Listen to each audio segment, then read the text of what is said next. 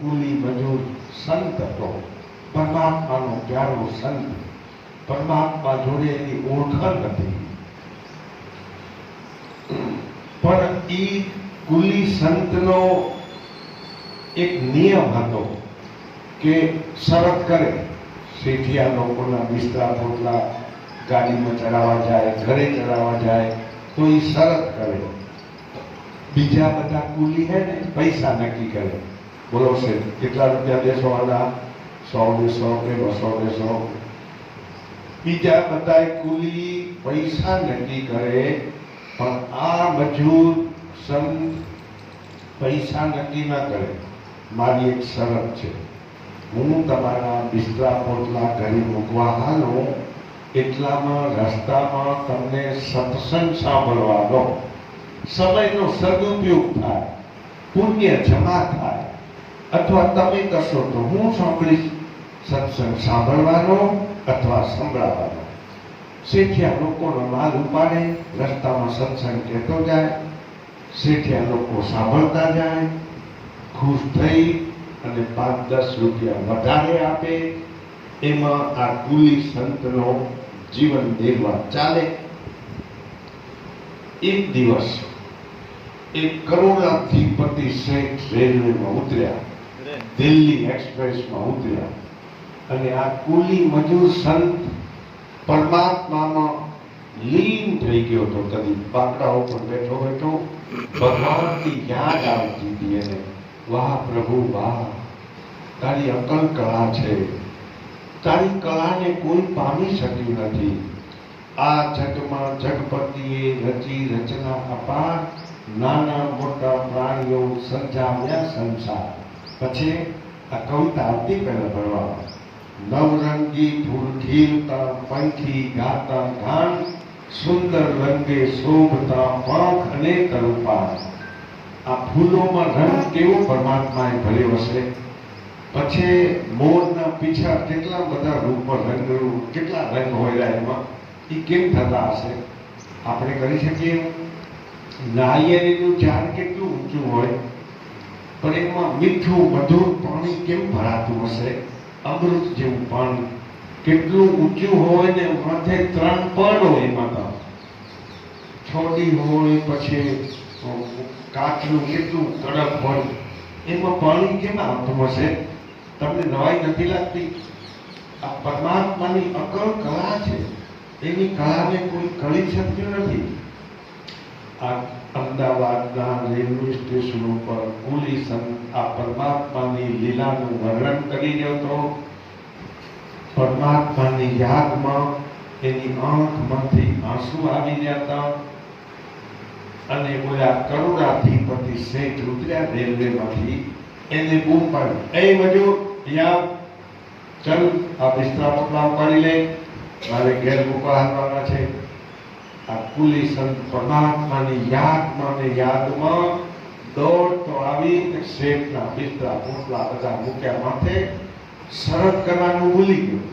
શું શરત હતી? હા, બરાબર ધ્યાનથી સાંભળજો. સત્સંગ સાંભળવાનો અથવા સંભળાવવાનો એવી શરત કરે. એ શેઠિયાનો દી માલ ઉપાડે. પણ આજે ભગવાનની યાદમાં એ શરત કરવાનું ભૂલી ગયો. શેઠના બિસ્તરા પોટલા માથે ઉપાડીને મંડ્યો હાલવા. શેઠ આગળ, મજૂર પાછળ. રસ્તામાં અધવચ્ચે એને શરત યાદ આવી. અને મારી તો શરત છે કે હું એવા શેઠનો જ માલ ઉપાડું જે રસ્તામાં સત્સંગ સાંભળે અથવા સંભળાવે. આજ હું શરત કરવાનું ભૂલી ગયો છું. શેઠના બિસ્તરા પોટલા બધા નીચે મૂકી દીધા. હાથ જોડ્યા શેઠને. શેઠ, માફ કરજો, મારી શરત છે. આજ હું ભૂલી ગયો તો. મારી શરત છે કે રસ્તાની અંદર તમને સત્સંગ સાંભળવાનો અથવા સંભળાવવાનો. સમયનો સદુપયોગ થાય. આજે હું ભૂલી ગયો તો હવે તમને જો મારી શરત મંજૂર હોય તો તમારો સામાન ઘરે મૂકવાનું. હું કરોડાધિપતિ શેઠ કહે છે, અરે રે, આ સત્સંગની બધા મને ક્યાં વળગી? સત્સંગને મારે શું લેવા દેવા? આ 25-50 રૂપિયા વધારે કે તો હમણાં થઈ ગયો, પણ આ કે સત્સંગ સાંભળવાનો. મને તો હજી ઘરે જઈને દેશ વિદેશ માલ મોકલવો છે, મંગાવવો છે, ચેક લખવા છે, પેમેન્ટ કરવાનું છે, લેવાનું ઉઘરાણી કરવાની છે. આ બધી ગણમથનમાં આ સત્સંગની બલા મને ક્યાં વળગી? 50 રૂપિયા વધારે દઈ દઉં, પણ આ તો હવે શરત કરેલો કે સત્સંગ સાંભળવાનો. પણ હવે અધવચ્ચે બીજો મજૂર ગોતવા ક્યાં જાઉં? આની શરત મંજૂર રાખી દો. શેઠ કહે છે ઓલા મજૂરને, કુલી સંતને, ભાઈ તું સત્સંગ કરજે ને હું સાંભળીશ. ચાલો બિસ્તરા પોટલા ઘરે મૂકો, હાથ ગયો.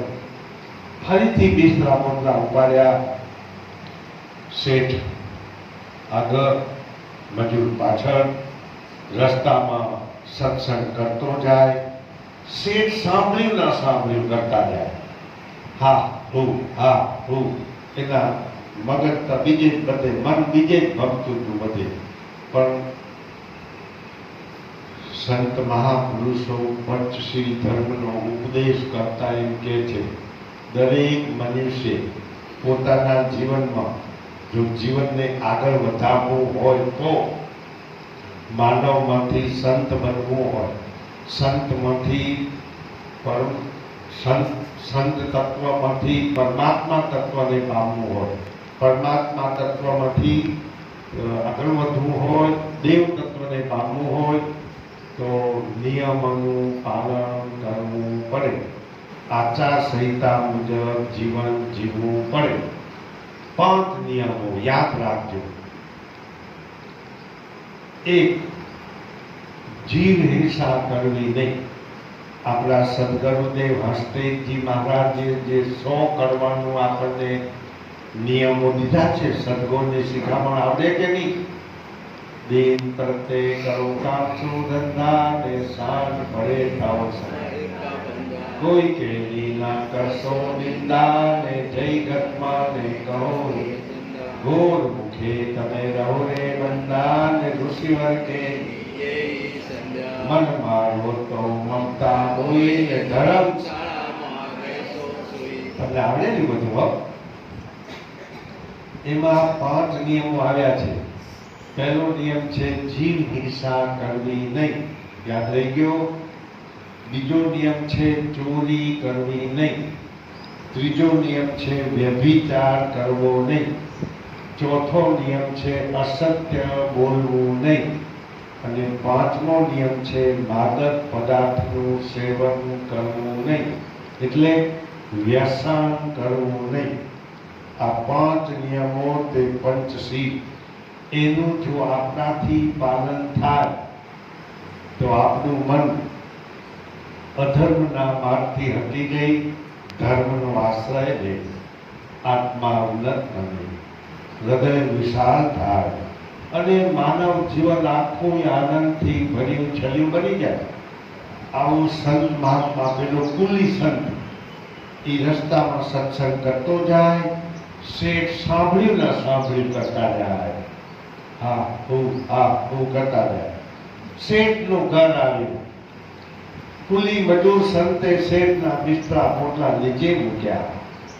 શેઠ પૂછે છે, બોલ ભાઈ, મજૂરીના કેટલા પૈસા આપો? એટલે પેલો કુલી સંતે કહે છે, શેઠ તમને મજૂરીના જે પૈસા આપવા હોય ખુશી થઈને આપો, પણ રસ્તામાં મેં તમને સત્સંગ કીધું એ યાદ રહ્યો કે નહીં? પેલા કરોડાધિપતિ શેઠ કે છે, જો ભાઈ તને સાચું કહી દઉં, સત્સંગને મને કાંઈ લેવા દેવા નહોતી. આ તો રસ્તામાં અધવચ્ચે બીજો મજૂર ગોતવા ન જવું પડે એટલે મેં તારી શરત મંજૂર રાખી હતી. બાકી સત્સંગ મેં સાંભળ્યો નથી ને મને ખાલી હા હું કરતો તો મારા વિચારો બધા બીજે જ ગણમથનમાં હતા. આ કુલી મજૂર સંત કે છે, અરે રે આ શેઠ બહુ અભાગ્યો છે.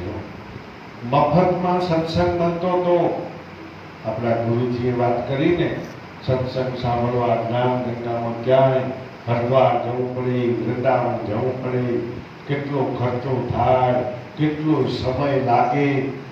આજે ગુરુજીએ કીધું ને જ્ઞાન સરોવર હાલતું ચાલતું આપણે દ્વાર આવ્યું છે. તો પેલો કુલી મજૂર સંત કહે છે કે આ શેઠિયો બહુ અભાગ્યો છે, મફતમાં સત્સંગ મળતો તો ને સાંભળ્યો નહીં.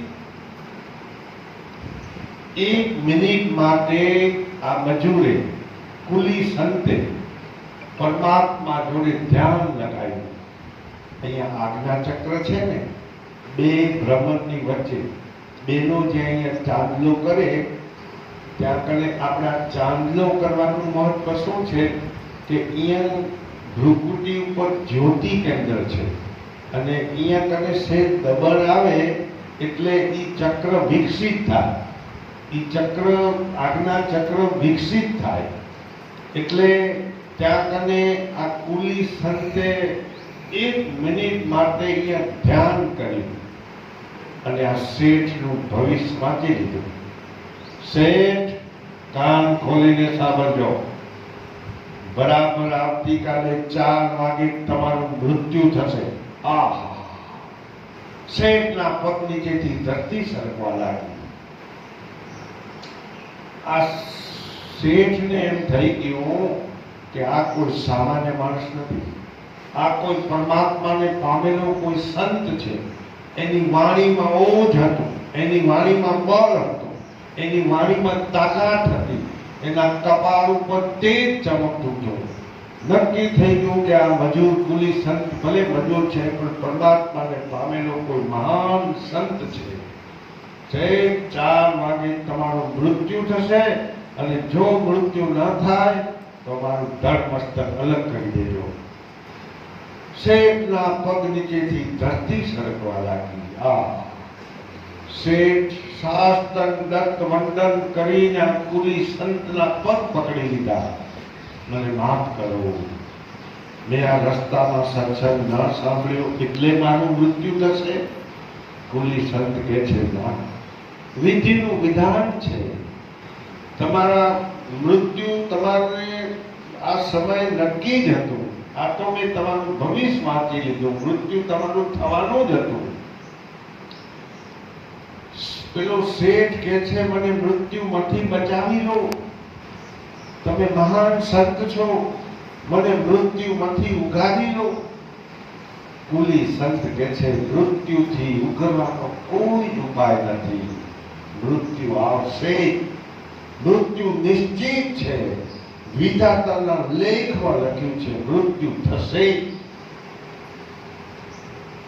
તો પછી મારું મૃત્યુ મંગલમય થાય, મારો વૈકુંઠમાં વાસ થાય, મૃત્યુને જાણી લઉં, મારું મૃત્યુ સુધરી જાય એવો ઉપાય બતાવો. કુલી સંત કહે છે એ ઉપાય છે. મૃત્યુ થશે પણ તમારું મૃત્યુ મંગલમય થાય, તમારું મૃત્યુ સુધરી જાય અને તમે પરમાત્માના ધામમાં જાઓ એવો ઉપાય છે.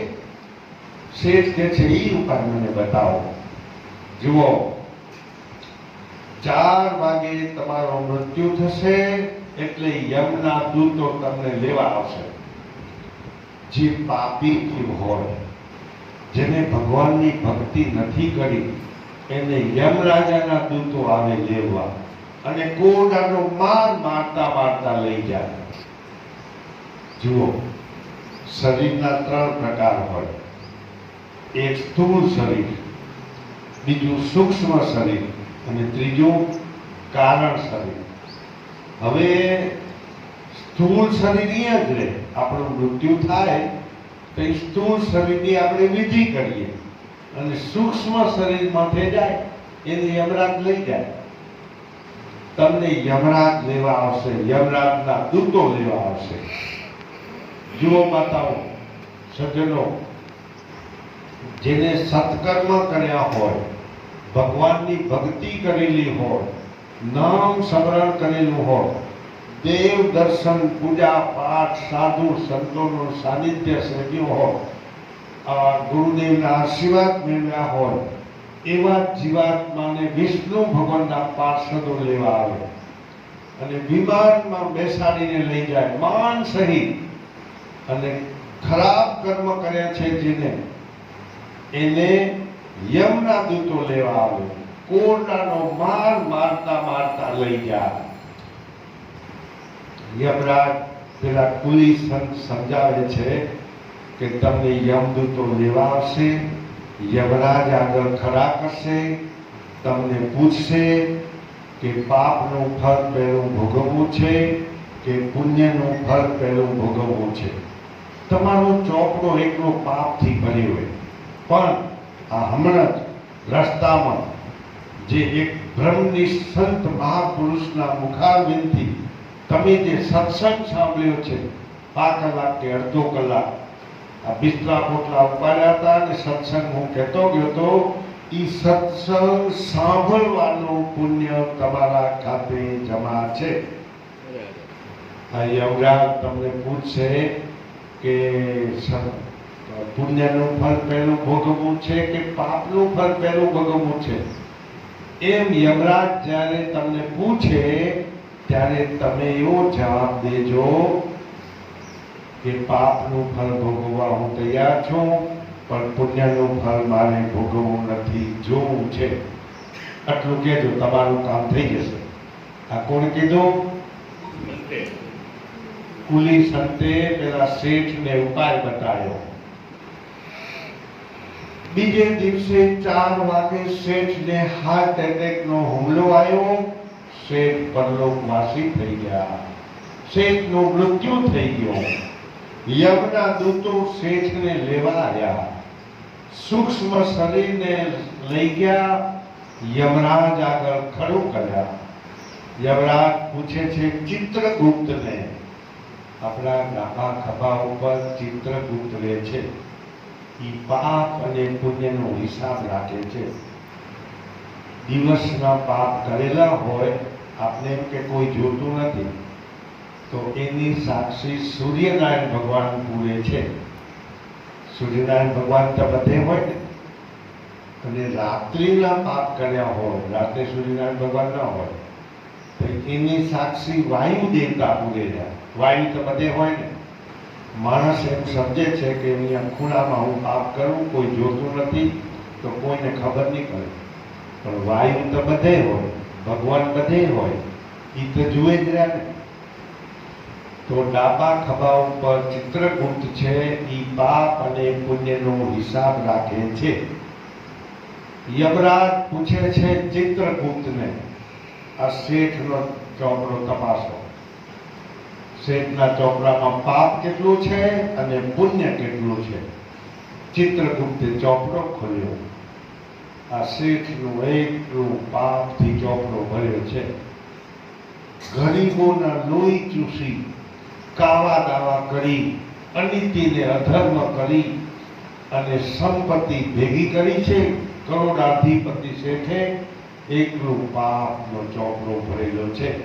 પણ એક બ્રહ્મની સંત મહાપુરુષના મોઢેથી જે સત્સંગ સાંભળ્યો છે, એ સત્સંગ સાંભળવાનું પુણ્ય શેઠના ખાતે જમા છે. યમરાજ પૂછે છે શેઠને, શેઠ બોલો, તમારા ખાતે પાપ ઘણું છે પણ થોડુંક પુણ્ય જમા છે.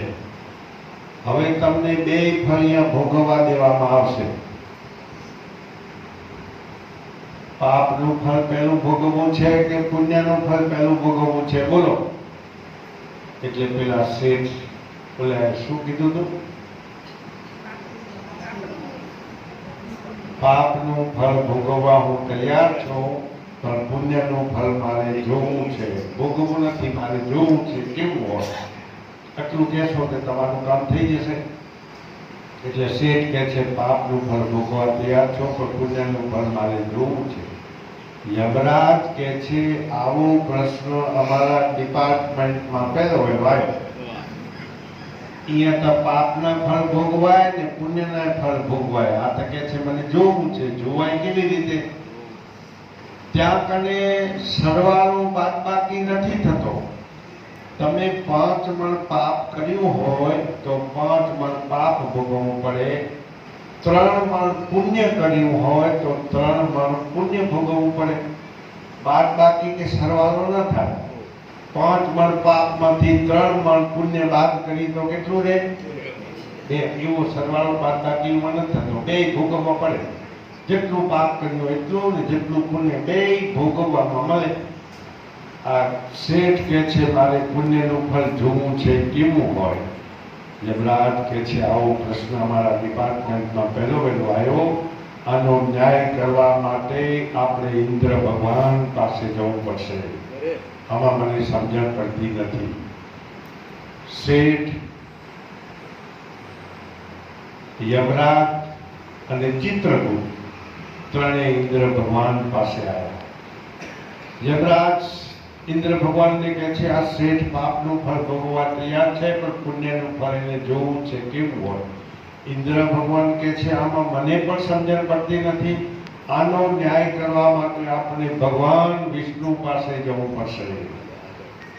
ઇન્દ્ર ભગવાન, યમરાજ, ચિત્રગુપ્ત ને શેઠ ચારે વિષ્ણુ ભગવાન પાસે પહોંચ્યા. ઇન્દ્ર ભગવાને રજૂઆત કરી કે અમારા ડિપાર્ટમેન્ટમાં એક નવો પ્રશ્ન આવ્યો છે. આ શેઠ પાપનું ફળ ભોગવવા તૈયાર છે, પણ પુણ્યનું ફળ એને ભોગવવું નથી, પણ જોવું છે. તમે ન્યાય કરી આપો. વિષ્ણુ ભગવાન કહે છે કે પેલા શેઠને કહે છે તમને પેલો કુલી સંતે ઉપાય બતાવ્યો હતો. એ સંત હતો કુલી મજૂર. એને તમને ઉપાય બતાવ્યો હતો કે પુણ્યનું ફળ મારે જોવું છે કેવું હોય. સત્સંગના પુણ્યનું ફળ છે. તમને યમરાજ, ઇન્દ્ર ભગવાન બધા મારી કરીને લઈ આવ્યા. મારા તમને દર્શન થયા. આ છે સત્સંગના પુણ્યનું ફળ, ભગવાનના દર્શન. તમે જો ભોગવવાનું કીધું હોત તો તમને સ્વર્ગ મળી જાય. પુણ્યનું ફળ સ્વર્ગ અને પાપનું ફળ નરક. પણ તમે કીધું કે મારે જોવું છે, ભોગવવું નથી, એટલે તમને મારા દર્શન થયા, ભગવાનના દર્શન થયા. પછી ચિત્રગુપ્તને કહે છે આ ચોપડો શેઠનો તપાસો. આ બધાએ ભરી ગયા હતા. ચોપડો કોરો થઈ ગયો. ભગવાનના દર્શન થાય પછી કોઈ પાપ રહે ખરું? તો પુણ્યનું આ છે સત્સંગના પુણ્યનું ફળ કે ભગવાનના દર્શન થયા અને શેઠનો વૈકુંઠમાં વાસ થયો. તો સત્સંગ કી આધી ઘડી સુમિરન કરો વર્ષ 50, વર્ષા વર્ષે એક ઘડી લેટ ફીરે 12 માસ.